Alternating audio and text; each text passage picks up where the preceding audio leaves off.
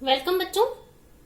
मैं डॉक्टर मृदुला शर्मा आज आपको पढ़ाने जा रही हूँ एमएससी का टॉपिक है अपने पास पार्शियल मोलर प्रॉपर्टीज।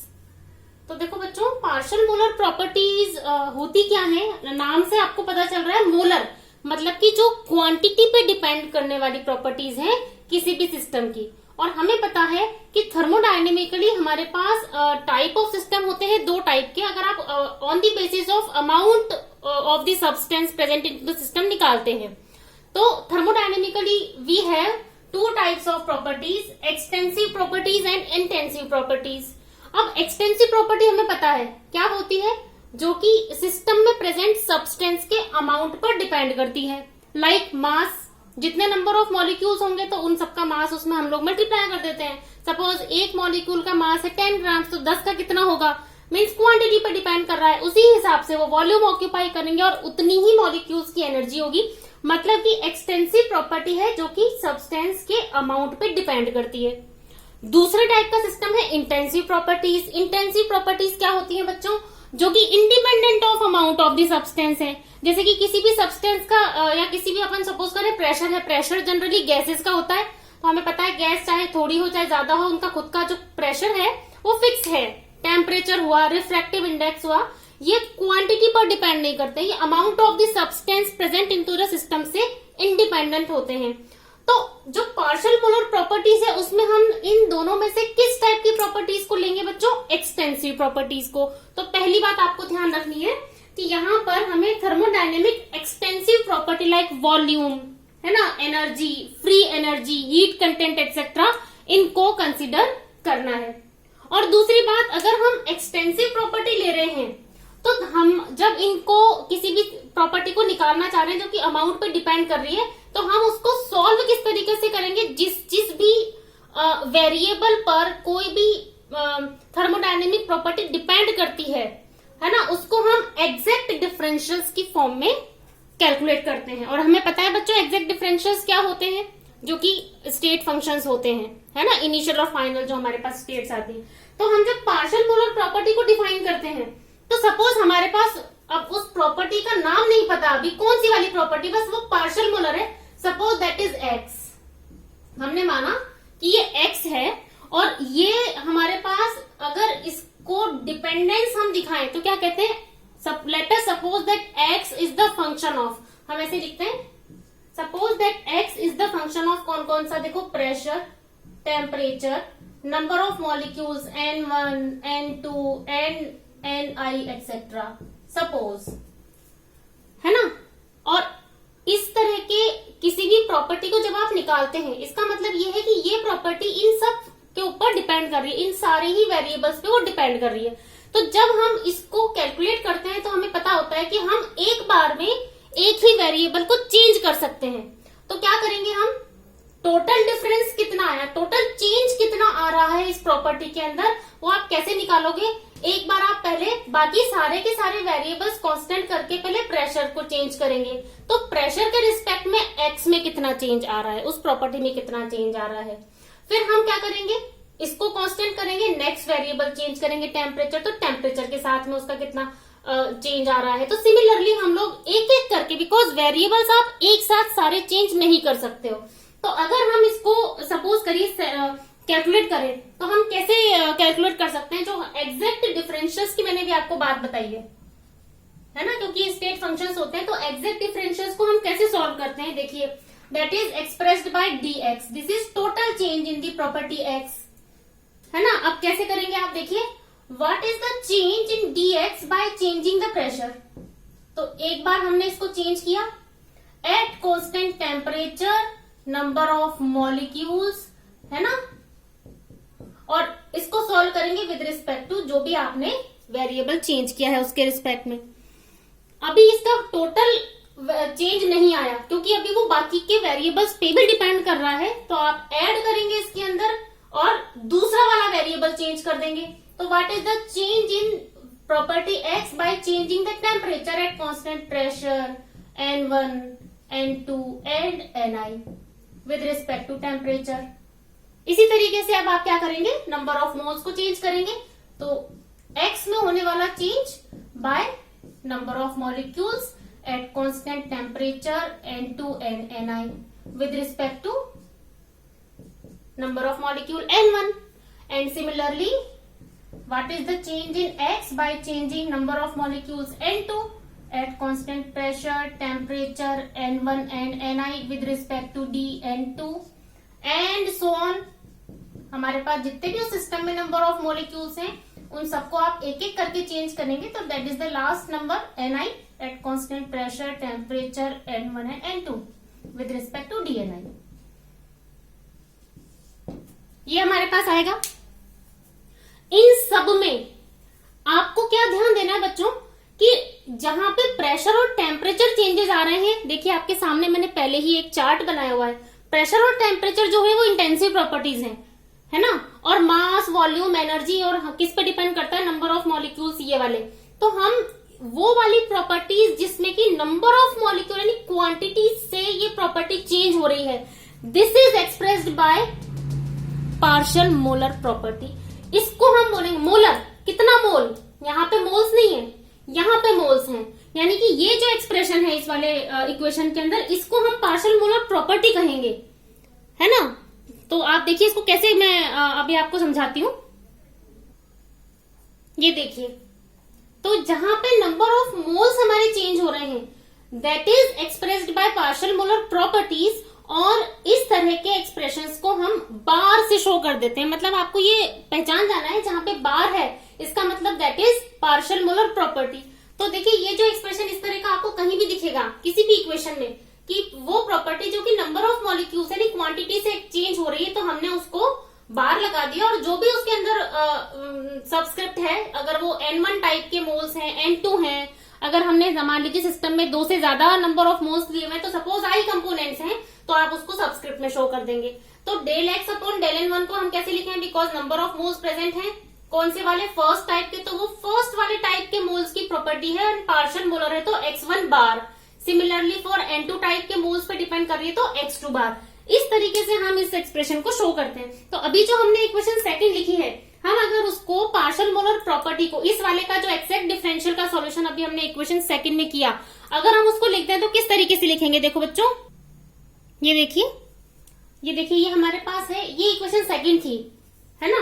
अब इस इक्वेशन सेकंड के अंदर हमको इन एक्सप्रेशंस को in terms of partial molar properties रख देना है. तो हम इसको कैसे रख देंगे, इनको एक्सेस लिखेंगे, जो वैल्यूज कांस्टेंट होती हैं वो हम सबस्क्रिप्ट में लिखते हैं, बाकी की वैल्यूज को हम, जिस चीज को आप चेंज कर रहे हैं उसको आप उसी तरीके से लिख देंगे. देखिए अब हमारे पास ये वैल्यू आई, सिर्फ ये वाला एक्सप्रेशन, इसको हम क्या लिख सकते हैं, X1 बार Dn1 प्लस X2 बार Dn2 प्लस xi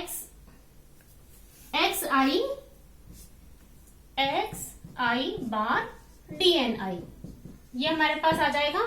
तो इस बार वैल्यूज से हमें ये पता चल रहा है कि ये पार्शियल मोलर प्रॉपर्टीज हैं, है ना.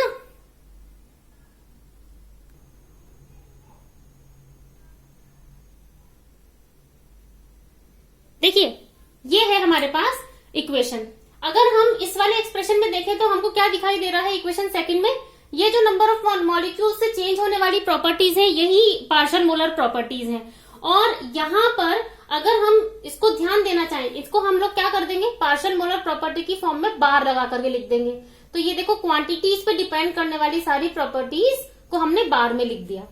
अब इन सब में कौन सी चीज हमें एक कॉमन नजर आ रही है, जो नंबर ऑफ मॉलिक्यूल्स से इफेक्ट करने वाली प्रॉपर्टी है उसमें सब में प्रेशर और टेम्परेचर कांस्टेंट है. अगर प्रेशर और टेम्परेचर कांस्टेंट है इसका मतलब क्या हो गया, देखिए मैंने पहले ही आपको मेंशन कर दिया है, टेम्परेचर और प्रेशर कांस्टेंट है तो टेम्परेचर चेंज और प्रेशर चेंज 0 हो जाएगा.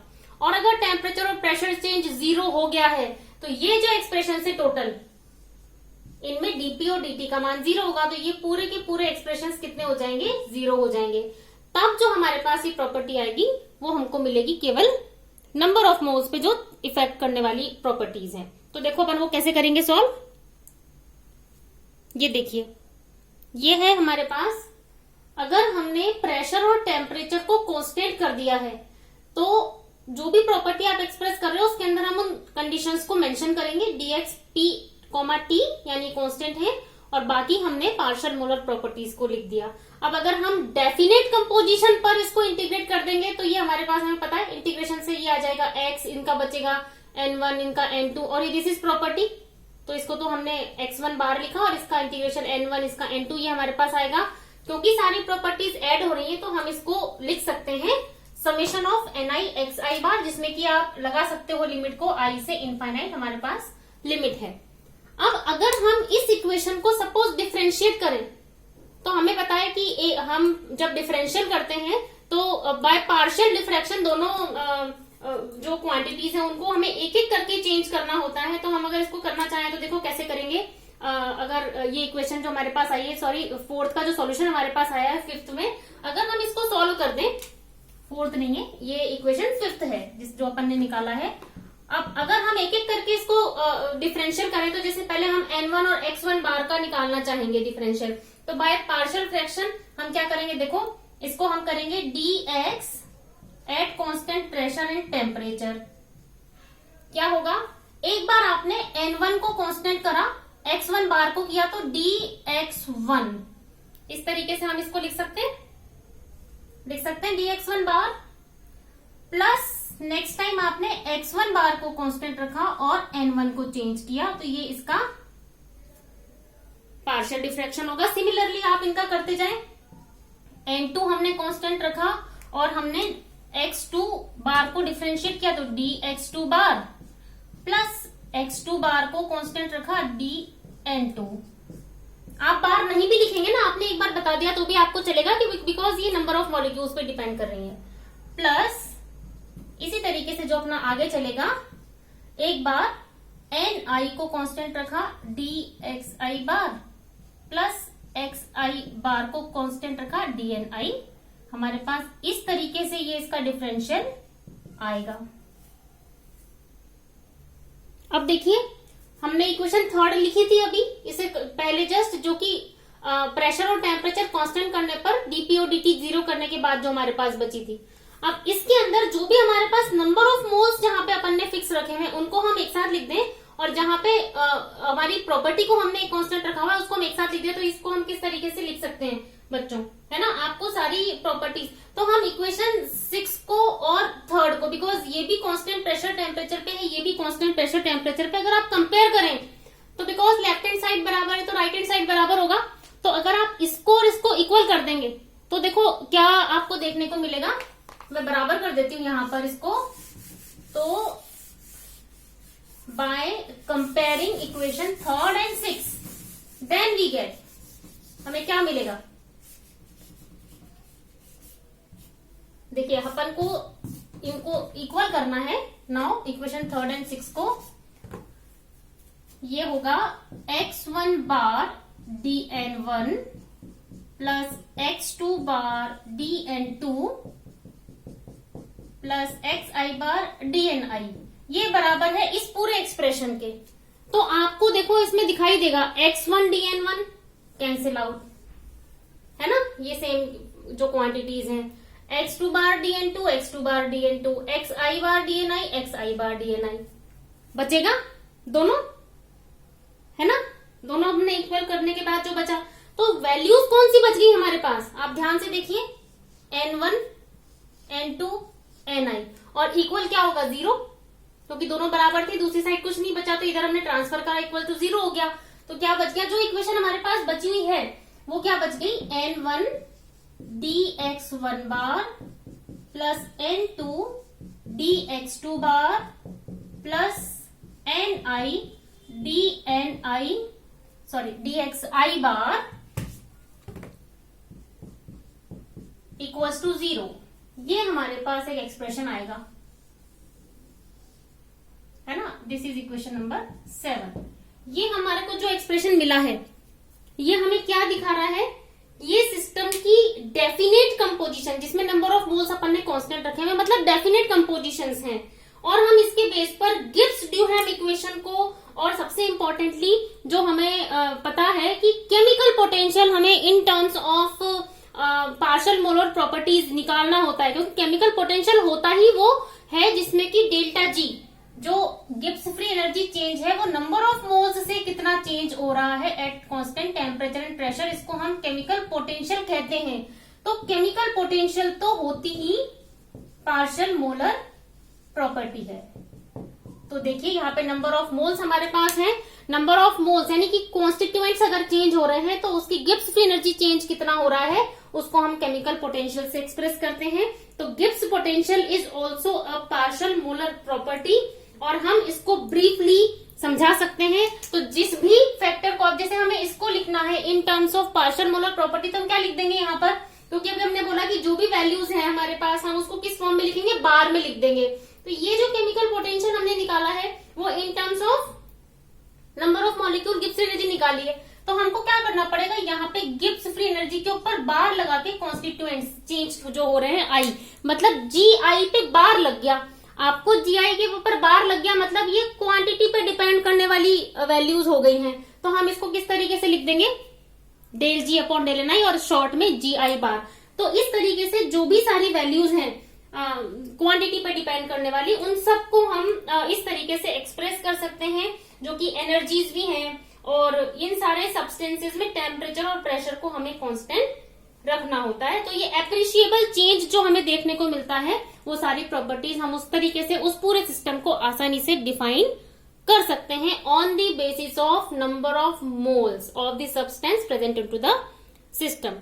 तो बच्चों, अगर आपको मेरा ये लेक्चर पसंद आया हो तो लाइक और सब्सक्राइब जरूर कीजिएगा। थैंक यू सो मच बच्चों।